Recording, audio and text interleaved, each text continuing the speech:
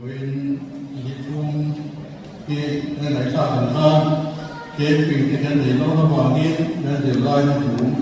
anh lo là cái này cũng đề định nó thì với cái khi ở các xã các chuan thì thành phố sẽ đi chủ tế để hoàn thiện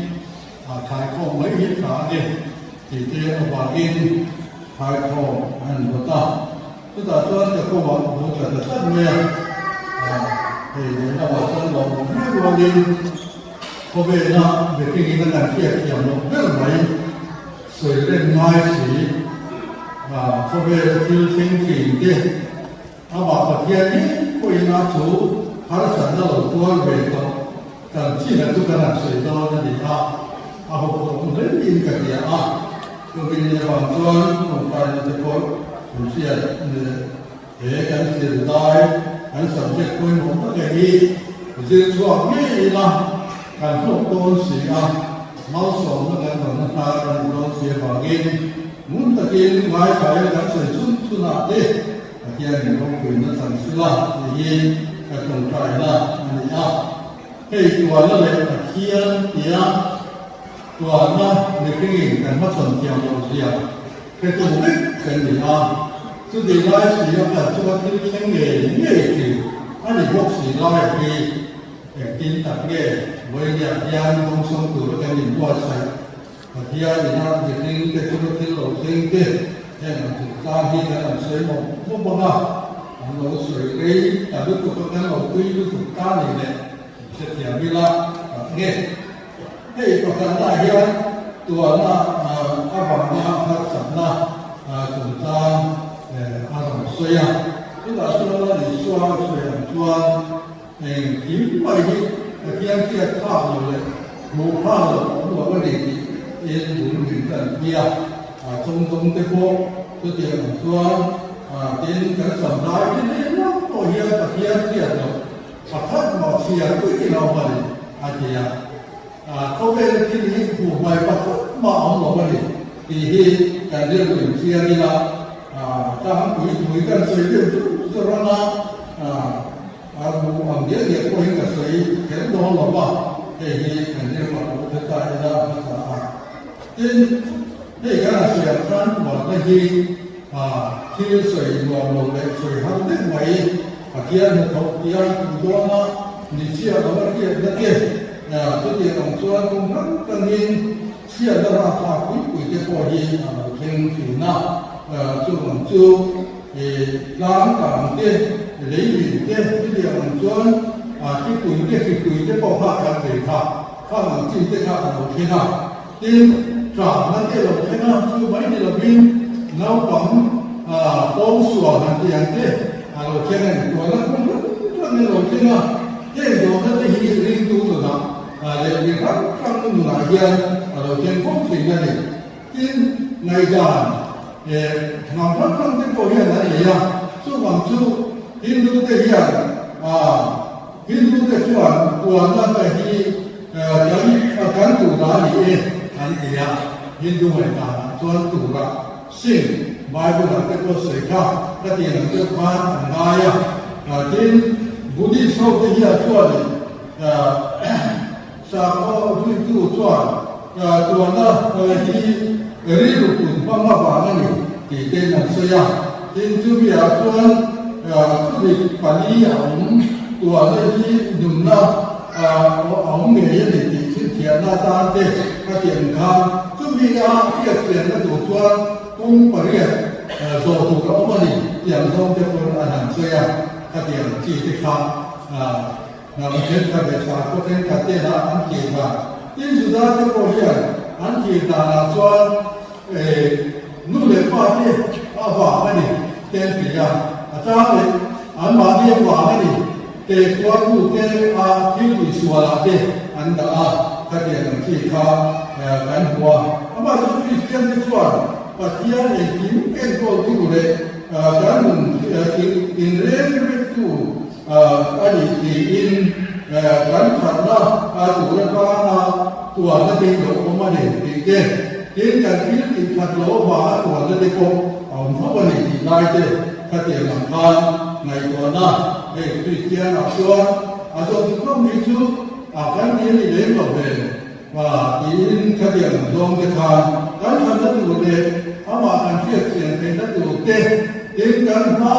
thì tụ đâu mà về cái biết tiền thì nó tụ lên của nó cái hiện của mình cái điểm dòng bên thà nó sẽ anh ấy các cái hố thật thì là cái tiền chú này ta đến và hiện tại hiệnตัวน้องท่านตั้งตั้งเด็กนักกีฬาที่ไหนยิ่งตัวน้องท่านน่าสวยจวนที่นุ่งหล่อได้จวนอันที่เรียนว่าอาจจะที่นุ่งหล่อมาเดียร์เลยที่เลยนุ่งเด็กตัวนี้บอกว่าเด็กอันนี้จู่ข้าวมันได้จวนตัวนั้นที่มันเรียนเราเองมีตีอันนี้จู่เด็กที่เรียนที่ข้าตัวนั้นเรียนเราเชื่อนั่นเลยเด็กเจ้าที่อ่านตัวนี้เองเอ็นดีนะเราสายก็มีสิ่งที่กันตัวนั้นจะต้องกันนี่เองนี่ก็เอามาดิยิ่งให้เป็นอะไรอย่างนั้นก็บอกว่ามาตอนนี้ที่ไหนเขามาสุดที่ต้องจัดตัวนี้สิเราCPI ที่ที่ชุดนั่นเที่ยวหลงนะอันนี้ชุดตัวกันนั่นเที่ยวหลงนะน่าเที่ยวเดี๋ยวนี้ถ้าเที่ยวที่เขามีเรื่องดีเหมือนเบียร์เราก็มาอันนี้คุยให้หันเสียเข้ามาเสียนะนาครับจะจัดหรือว่าช่วงไม่ว่ากับช่วงถ้าเที่ยวเขานั่นนะถ้าที่ไว้ที่เราว่าที่ซาที่บอกว่าซาอีนั่นที่เราว่าตามเสียละเขียนไว้ถึงนะข้างขา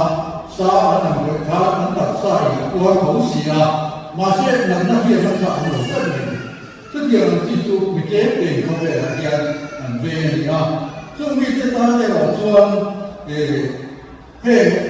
นาเทียนนะคะอันดูวิมาก็ฟ้าเดีย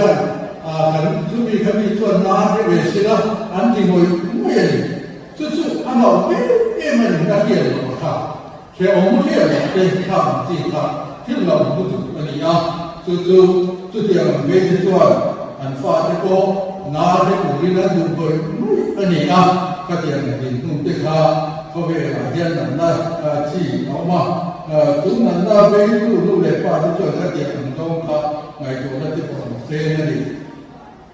น่าเลยของเด็กเราชวนงัวมีอะไรชวนเล่นเลย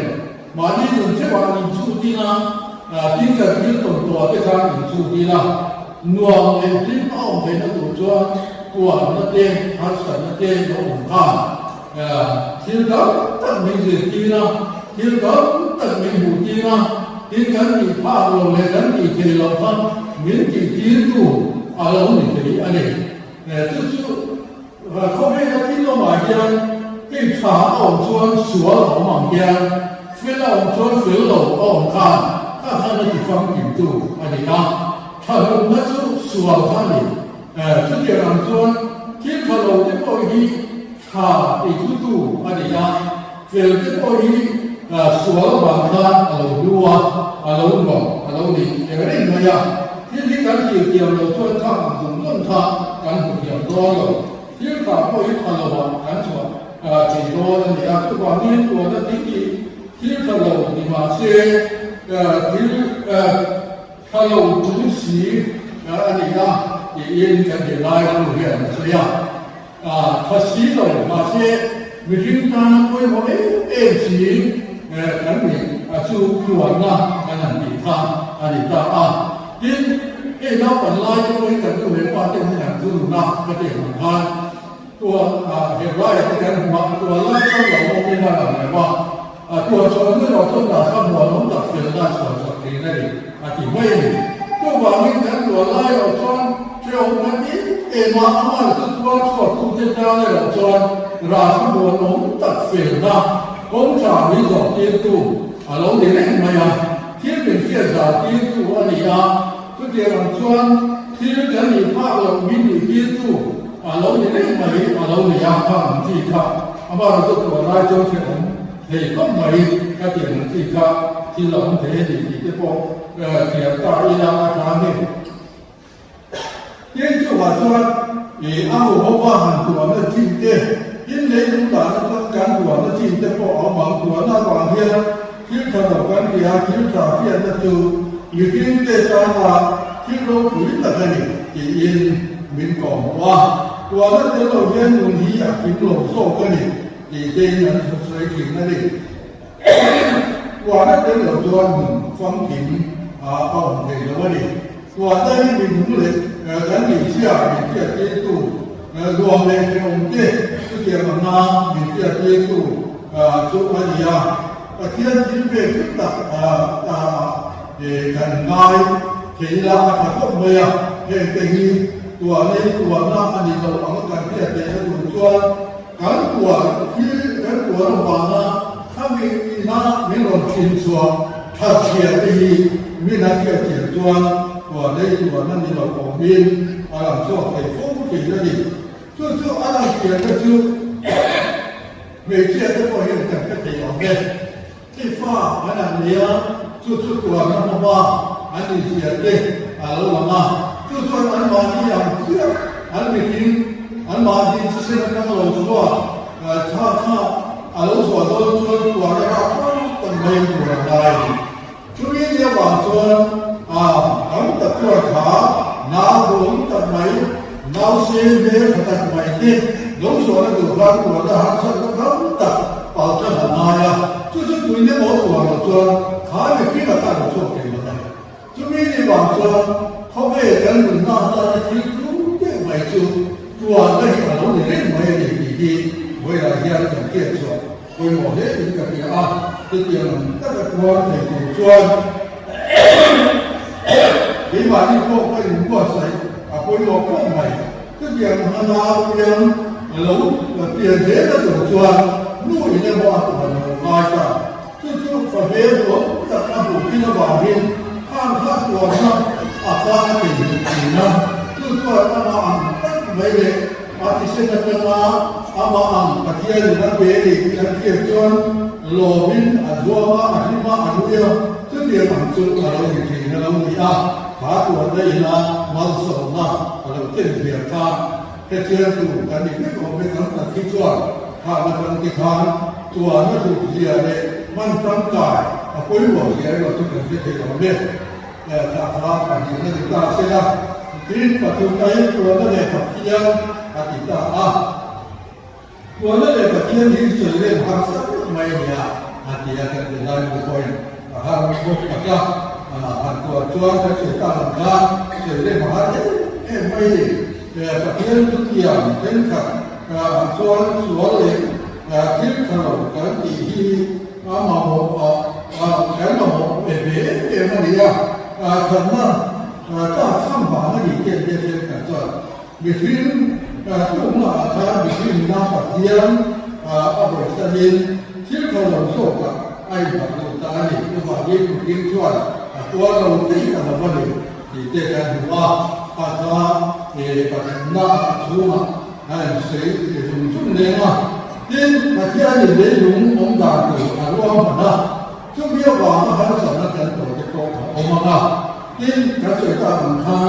起碼你那等你到了往那反正我的這個去龍體，那你呀，你用那個那個別人，ตัวนั้นจะยีพอมันจะกระโดดเกี่ยวปัจจัยมันกี่เรื่องมันกี่ตัวเป็นปัจจัยเรื่องมาทั้งเรื่องของงานและเรื่องการปฏิบัติงานถ้าเป็นมันที่เราเป็นกันต้องจะต้องมาเนี่ยช่วงกันช่วงเราเป็นเดียร์ส่วนตัวน่ะส่วนเป็นมันดีกว่าช่วงเดียวเราผมเห็นกันเนี่ยก่อนกันถ้าเดี๋ยวเราไม่เนี่ยอีร้อยทีกันเรื่องเป็นการอีละยิ่งตัวนั้นเนี่ยเป็นเรื่องยิ่งทำต้องทำดีปัจจัยเรื่องมันก็คุยเราคุยถึงตัวเรา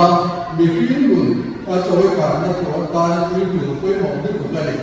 ทีนี้เห็นที่อ่ะทุกคนเลยให้ตัวนั้นเดี๋ยวเดียร์หันปัจจัยตัวเดียร์ตัวนั้นมันก็จะตีเหตุเราหนีเลี้ยงไปอ่ะที่มีมันต่อส่วนที่ตีเหตุเราหนีมาว่าทุกวันนี้ปัจจัยเนี่ยนะเห็นแล้วตัวตาเขาจะเกี่ยวกับกงชูตัวนั้นมันส่วนกันตัวที่เราคุยว่าเป็นมันตีได้เลยกันเรื่องที่เกิดตาอีละอันนั้นก็เป็นกันเรื่องยิ่งเฮ้ย CS ก็เลยกับส่วนการบินหน้าเฮียนประเทศบินสื่อว่าอะไรอ่ะการบินหน้าประเทศบินสื่อว่าเชื่อเลยประเทศหน้าเฮียนประเทศก็เลยโดยเดินมินโปละมาเทียบเสียงนั้นไปตีกันอย่างโดนเด่นยิ่งกว่านั้นก็ไม่ว่าเฮียนส่วนประเทศเอาแต่ก็ยังมีหนาว่าเอาริมหน้าร่องริมหน้าไม่มีโถตกตีนะอันนี้ตีอินสื่ออันนี้นะที่อันนี้คือเรื่องไม่ยอมเมื่อถึงรูปจานที่เขียนถูกกันอีกแต่เห็นถูกตาอาหารนั้นถูกเห็นถูกตาก็เขียนที่เดียวออกมากินเชื่อเด็ดขาดกันเชื่อไม่เชื่อกันเชื่อตัวสื่อจะถีนั่นเองที่การทำให้กระทำวิธีปฏิบัติวิธีการเสียงที่คุยว่าตัวเชื่อเสียงนะครับอันนี้จะมีการดูกันนั่นเองการประเทศทั่วกันดูจูท่านตู้มิตรบอกว่าลุงก็เลยดีนะเขาสอนว่าในอ่านเชี่ยเด็กเดียวกันอ่ะบอกวิเศษเลยช่วยท่านตู้เราตู้ลุงนักการบอกมินลุงเก่งนะอีกแต่เพียงมินบอกว่าถ้าเดียวกันนะอันนั้นเพียงเพียงเราที่ชวนตัวนักท่องเที่ยวมินบอกจริงนั่นเองเดี๋ยวจะคุยก็เดี๋ยวมันจองจะทำสื่ออันนี้ยิ่งเด็กยิ่งที่เด็กสู้ห้องเรียนเมื่อไรตัวพ่อเรียนตัวเด็กที่นั่นเองสู้เชื่อนั่นเองอาจจะต้องทำมาทิ้งเรื่องสิ่งที่มาใส่มาเด็กๆอันนี้ที่ยิ่งกันหลายส่วนตลอดเสียยิ่งกันส่วนบางกันตัวพวกนั้นยิ่งกันทำให้ดูแลกันตัวพวกนั้นบิดาที่ไหนมาการคุ้มกันมาว่ามากันตัวพวกนั้นเฮ้ยเราต้องมีสวยเสียกันพวกนี้เราบิดาที่เที่ยวกับเที่ยวทุกข์เที่ยวเที่ยวอันบางอันนั่นเองนะสังกัดเที่ยวคุยเหมือนกันคุยนี่เขาเป็นอะไรเที่ยวบิดาเลยมิสวาคุยมากันตัวละตัวนั้นตัวจ้าที่โชว์สักการณ์เที่ยวนี่ตานี่ภาษาอันตรายคุ้มคุยช่วยที่ได้เนี่ยของผู้ชื่นจุอันนี้ยิ่งหาสิ่งเป็นให้เกิดว่าจุดต่อจนให้ตัวนั้นเจ้าหน้าที่ไม่ทิ้งเหี้ยที่มีการหลบเลี่ยงโต้กันเลี้ยงไปอะไรนี่ตัวมันสัญญาตัวสุภาพเทียนโซ่กับตัวเองตัวเจ้าบ้านนี่ไม่ทิ้งเจ้าตัวนั้นเลยเพียงสิ่งนี้ประเทศนี้มีที่เสียมาตัวเสียมาตัวดูตานี่มันบอกว่าอันทุกสันตาอิลากันห่วงเฮียนท่านนี้ในวันทั้งประเทศนี้ตัวมัสเบลวามินประเทศนี้สิ่งนั้นเลยอารมณ์นะมีที่ว่าอันนี้คุยเรื่องนี้ที่นักโบราณที่นักการสวนนะผมก็จะวามินประเทศนี้ตัวนั้นสักอารมณ์เย็นตาจู่ไม่เราเป็นหาตัวนั้นอีน่าอาบุมีฟิลเด็กเสียตัวเราเองค่ะประเทศนี้ท่านนี้เราก็ตาดูกันน่าเสียมีฟิลอะไรหลังเล่นเด็กตัวเองอามาเมื่อตัวเองอาฝากดูตั้งหลายเดือนไม่นอนเป็นเด็กอันนี้อันนั้นที่พ่อให้กันนั่นสาอันนั้นว่าพ่อได้ดูตั้งกับพี่เลี้ยงทีนะที่เจ้ากันหัวว่าต้องไปที่เกี่ยวกับน้ำมันทานเฮ้เบบี้ท่านดังกันนี่เลยเป็นดูแลประเทศนี้ถ้าฝ่าไม่ต้องเก่งนะครับเราคุยกันเองวันนี้จะมีชุดประเทศเนี่ยตอนนี้สักเดือนตัวเลยจะมีชุดตัวน้ำมันเราที่เห็นเยอะเลยส่วนมีฟิล์มที่ประเทศนี้นะดูดาวตั้งแต่ดูเลยเห็นเสียงเลยนะครับฝ่าประเทศนะอาจารย์โปรถ้าเราเป็นอาจารย์ตัวนี้ชุดเดียวกันตั้งแต่มาสอนนะบุญเราเด็กจัดอาจารย์ที่ได้กันที่ได้ขายเขาก็ตรงไม่ละโปรประเทศเชียร์นี่ของเราที่นี่ประเทศเราเมื่อไหร่ฝ่าป่าดูตั้งแต่ส่วนที่การวันนี้ที่นั้นฝ่าเทียร์เลยที่นั้นฝ่าเทียร์ว่าการฝ่าเทียร์ก็ถูกชุดตัวน้ำมันฝ่าป่าดูตั้งมีเปรีที่ไล่เนี่ยการเรียนรู้เรื่องต่างๆชุดเดียวกันส่วนวันนี้เมื่อไหร่ตู้เมื่อไหร่นะประเทศเศรษฐีเลยประเทศเมื่อไหร่มันเป็นเศรษฐีเป็นตู้สวนที่กินเองนะเรื่องบอกเชื่อถือจ้าจะมีนักวิเคราะห์ฟังนะแล้วก็ฉันชั่วตู้เมื่อไหร่ตู้กันเที่ยวอย่างนี้ชุดอาจารย์เมื่อไหร่ได้เชียร์นะชุดอาจารย์เมื่อไหร่ตู้โอ้ชวนตัวนั้นตะการตะลิงประเทศนี้ ama ko pa me ko ui lo wa zuwa la wa tua na chu dia pa ri lu ku tu chu kan ka kiang ania kin ya ka ko ma a kan lo na kan na sui to wa tu na ko kan na yen tu wa ma a lo chen do ania súc tống tập cánh khổ thì mà ai rồi là nào riêng đầu tiên là em biết nói riêng thằng đầu tiên biển thằng về thì nó rồi các công ty những nó sập dầu cố định để cái bên nó không dầu cố định để các ông bông sản phẩm cái này làm thôi thì cái đó là cũng cho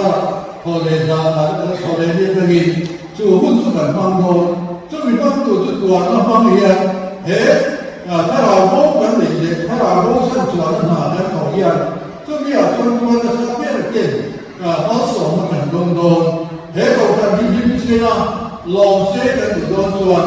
วันนี้เราจะเอาเด็กจังหวัดก็จะไปโดนที่ถูกต้องจะโดน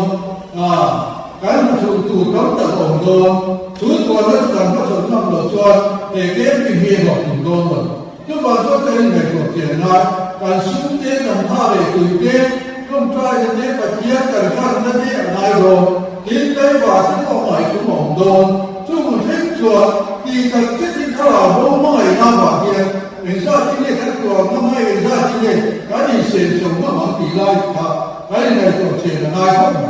ซึ่งนี่เราชวนเฮ้ยปีที่เรากินโดนอันนี้ก็ที่กระจับชวนน้ำเลยที่ว่าเฮียบอกกินนะมากินโดนซึ่งการเป็นตัวเฮียทุกคนซึ่งมีน้ำมันตั้งที่หลงชวนภาษาหน้าจริงๆนั่นเองเห็นตัวนั้นจริงดีเรียนดูน่ะเกี่ยวเนี่ยนั่นเป็นตัวอะไรเฮ้ยโอ้ยหมดเลยไหมอ่ะนี่มีนะตัวสุดแบบนี้อ่ะนั่นคือตัวเดียวซึ่งเกี่ยวกับที่จะเป็นฟอร์มกันก็มาเราเรียนกันได้ว่าเขาคงจะบอกว่าคุณจะได้เรียนรู้ว่าเบียร์เที่ยวการที่บ้านเราไม่เที่ยวการผมก็ชอบสุขภาพเราที่นั่นก็มีนะผมกันเรียนรู้เรียนกันคือสวยเด่นเพราะฉะนั้นเราเห็นภาพถาชุดนี้เราบาดเจ็บเมื่อไงผู้เราเสียละตาเราคุยหมดเลยไม่เอาการเป็นการปากการเพลงว่ามีคุยหมดแห่งที่ไหนยังการคุยกับนายหรือการเรียนการเพลงสุดท้ายแล้วพวกนี้น่าจะตามอุทานละและอีกหนึ่งใบสุดท้ายแล้วเราสร้างเนี่ยเราขับรถโป่งจงไปเราขับรถเด็กจงไปมาตั้งแต่การหัวเมื่อไงตู้พระมีน้องเสียวสักไปกันถ้าเดียวกันเมื่อไงตู้เสียแล้วตู้ช่วยขาสันนิษฐานเราตัวพระเราตายจะไม่ไหนพระเราเนี่ยช่วยพระตาเราบัวละผู้สอนเรียนแล้วมาฝากพระเราตาเทพพระอีกครั้งถ้าป่วยคุยตู่พระแค่เดียวมิตรเมื่อไงตู้เด็กมิตรตู่สักตู้เสียแล้วตู้ช่วยจู่หาสันนิษฐานเราเห็นดีเราไม่เรียนไหนอันนี้ตีได้เด็กจะเรียนรู้เอามาเห็นสมัยบาดาชวนให้กุมินายันกันช่วยยันเอาสันนิษฐานสักไม่ก็ว่าบุคลากรคุยกันมาละการพนักเต้นการสมัครเต้นตรงนั้นช่วยเยี่ยมกว่านี้สู้บกชั่วได้เต้นมาบกชั่วกินประกาศกันมีที่ต้องต่อบุกถ้าเกี่ยงนั้นตัวอะไรที่เราตัวไม่หมดติดไม่หมดเรียนตัวมีสู้มาเรียนเอามาทำไมเราสู้เรียนแต่เรียนเรียนเดี๋ยวเราเฮ้ยตัวนั้นเฮ้ยเราการรู้คุยมาทำให้ความติดไล่แต่เรียนว่าเรียนเฮ้ยไม่ถ้าตัวนั้นเฮ้ยเราต่อความถ้าเราคุยสู้นั้นเฮ้ยเราต่อความดีถ้าเราไม่เรียนเนี่ยซึ่งบางคนก็ตาไม่เห็นมีเห็นปัจจัยมีน้ำโอ้มาลีน้ำอันถูกวางติดไล่ถ้าเราเป็นเรียนซึ่งก็ต้องไปที่นั่นทุกวันเฮ้ยตัวนั้นเฮ้ยมันสอนมีที่นั่นจะเดินที่นั่นคุยปัจจัยที่น้ำเราเราก็เฮ้ยเราองค์เนี่ยเฮ้ยที่ก็เราเฮ้ยเราพูดชั่วโดนวางที่ไล่ให้เราเป็นชั่วเลยทุกวันเฮ้ยวันนี้อย่างปัจจัยเราคุยในที่พวกเราโดนสาเลยซาลาก็มีอะไรชั่วไปเดียวนี่แต่ที่คุยที่เกี่ยวที่นั่นเราเราวันนี้เราคุยให้เรียนว่ามันเนี่ยก็เสียก่อนค่ะปัจจัยทุกคนเรารู้น่าสนใจมากที่ไล่กันเรียนของมาที่นั่นปัจจัยนั่นด่าทุกสิ่งที่เราคุยทุกบางคนรู้โอ้ยเราดูกันเองมีที่ไล่ค่ะแต่เรียนว่าสอนได้ทุกอย่างจะนั่งว่าให้เราคุยเราที่ไล่ถ้าเราเป็นอะไรเนี่ยปัจจัยเราคุยนั่นถูกต้อง khi mà thằng cũng có là ông ngồi cái tủ cho khi mà nó sập cho ô để mà mua hàng dân cái gì mua số đó nó thì lại đi cái này nó cũng được tài thì vì cái này thì lại hiện vật kia nó ông này ra được ông cái cho nó là hiện nó ngoài ông nghề thì lại vật kia nó ông nghề thì chúng ta cho cái đồ quý mua đi thì bây giờ chúng ta kia cũng thì lại cái này nó cũng có việc là rất là lý